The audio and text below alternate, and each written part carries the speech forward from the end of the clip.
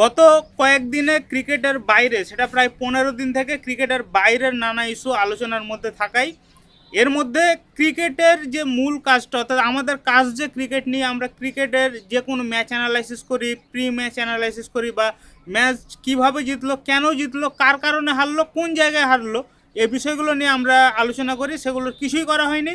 শুধুমাত্র পাকিস্তান কি আপডেট দিল, বাংলাদেশের কি আপডেট ছিল, আইসিসি বাংলাদেশের এগেনস্টে কী স্টেপ নিল, বা আইসিসি আবার বাংলাদেশকে কী পুরস্কার দিল, কী ক্ষতিপূরণ দিল, এগুলো নিয়ে বিভিন্ন আলোচনা হয়েছে।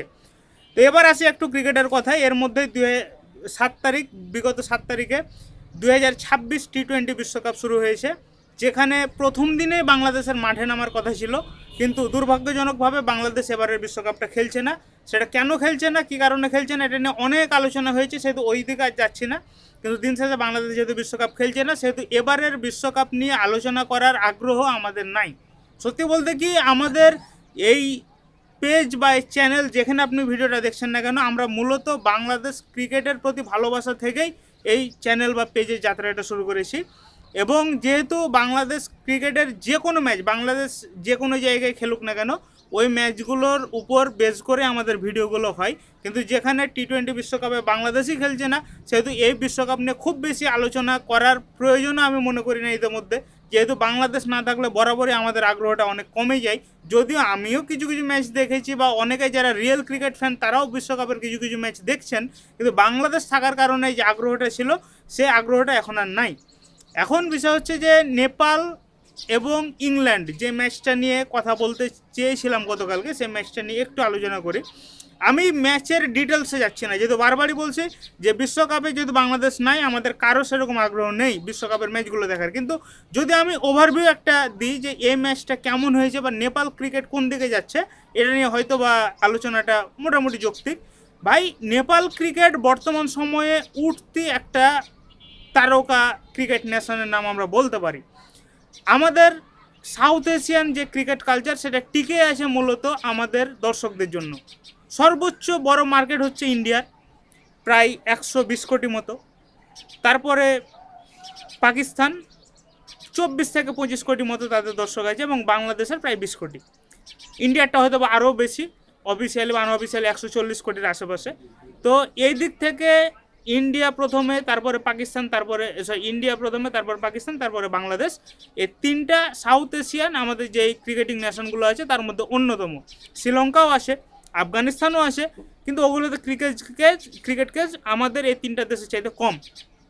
কিন্তু আমরা যদি নেপালের কথা বলি, নেপালের ক্রিকেট ক্রেজ ভাই এই তিনটা দেশকেও ছাড়িয়ে যায়। তাদের যতগুলো দর্শক আছে, তাদের যত সমর্থক, প্রতিদিন তাদের যে ম্যাচগুলো হয় স্টেডিয়ামে, সেই স্টেডিয়ামে ম্যাচ দেখতে যায়।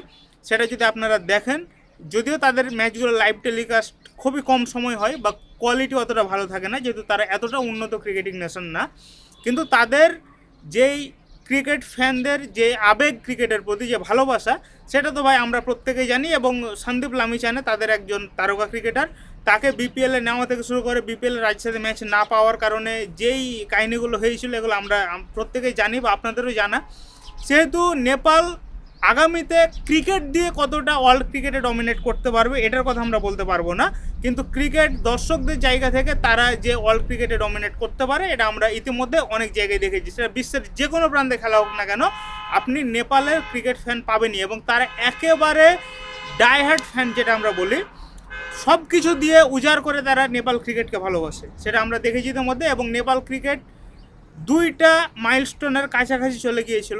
যদি আমরা বলি যে সাউথ আফ্রিকার বিপক্ষে গত 2024 টি-20 বিশ্বকাপে মাত্র 1 রানের পরাজয় লাস্ট বলে গিয়ে, সেটা পুরো নেপাল ক্রিকেট ফ্যান থেকে শুরু করে আমরা যারা ক্রিকেট ভক্ত আছি প্রত্যেকেরই মনে একটা দাগ কেটে গিয়েছিল, যে নেপাল এত কাছে গিয়ে একটা বড় কিছু করা থেকে বিরত থাকলো। এবারের টি-20 বিশ্বকাপ 2026ও সেম একই ঘটনা ঘটেছে।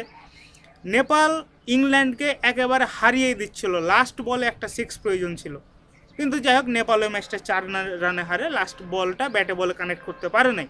কিন্তু নেপাল যেভাবে বিশ্ব ক্রিকেটকে অন্তত জানান দিচ্ছে যে আমরা বড় ক্রিকেটিং নেশন হতে পারি, সেটার একটা ইঙ্গিত আমরা দেখতে পারি। আফগানিস্তান এরকমই ধীরে ধীরে আজকে তারা কোন পর্যায়ে চলে গিয়েছে এটা আমরা দেখতে পাচ্ছি।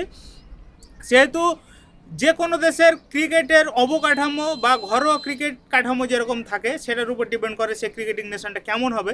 নেপালের হয়তো বা এরকম ঘরোয়া ক্রিকেট কাঠামো অতটা উন্নত না, কিন্তু আমরা এতটুকু আশা করতে পারি যে নেপাল আগামীতে বড় কিছু করবে, আগামীতে ভালো কিছু করবে। এবং নেপাল যেভাবে সাউথ আফ্রিকা বা ইংল্যান্ডকে লাস্ট বলে হারাতে পারলো না, হয়তো বা আগামীতে তারা আরও বড় কোনো ক্রিকেটিং নেশনকে হারিয়ে দিতে পারে।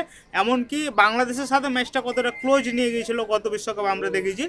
সেহেতু নেপাল ক্রিকেটের প্রতি সম্মান রেখেই বলছি, নেপাল ক্রিকেট ইনশাল্লাহ আগামীতে ভালো কিছু হতে যাচ্ছে। আমরা যারা ক্রিকেট ফ্যান, আমাদের জন্য সাউথ এশিয়ায় আরও একটা এরকম ক্রিকেটিং নেশন আমাদের জন্য খুব আশার আলো দেখাচ্ছে, যে যেহেতু ভাই ক্রিকেটটা মূলত ডমিনেট করে আমরা সাউথ এশিয়ান কান্ট্রিতে যারা ক্রিকেটিং নেশন আছে তারাই।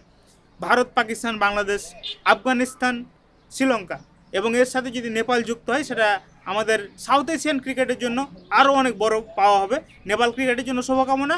আর যে কোনো ভিডিও না আপনার সামনে হয়তো আগামীতে আসবো, আবার আগামীকালকে ইনশাল্লাহ দেখা হবে পরবর্তী নতুন কোনো এক ভিডিওতে। সবাই ভালো থাকবেন, সুস্থ থাকবেন, আল্লাহ হাফেজ।